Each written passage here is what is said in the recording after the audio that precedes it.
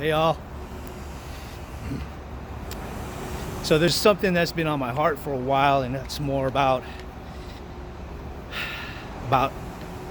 being yourself, right? You hear that a lot, and I think that's kind of the thing these days. We definitely don't want to have to compromise who we are for anybody.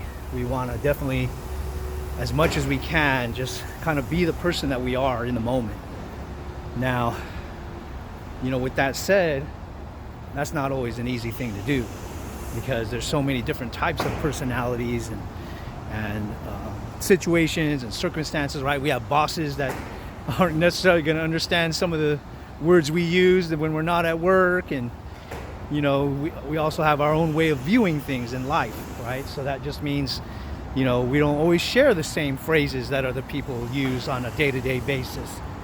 And then there's just that's just the English language itself. Then there's of course the different dialects and different languages themselves that create even more barriers. Words we're just not familiar with at all. But I guess what I want to share with you is that as long as we're committed to learning and growing together, learning and growing as an individual, especially as a person, then regardless of how different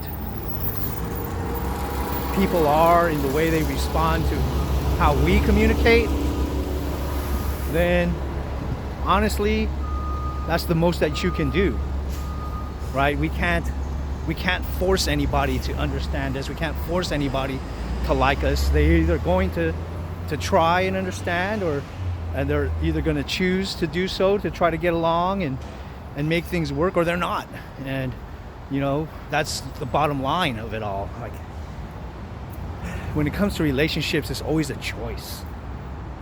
It's even in marriage, right? I mean, there's a lot of people that they don't stick together because that's their choice.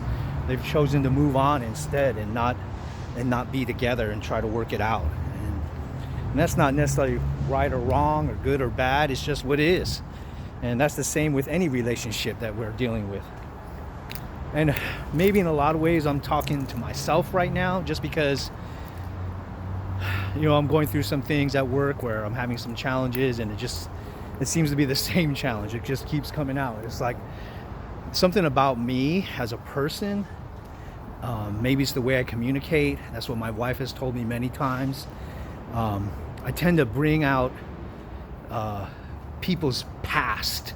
Something about the way I say things and communicate tends to touch a button in people, and it's almost like it's my fault that I triggered it, and I'm not necessarily doing it on purpose.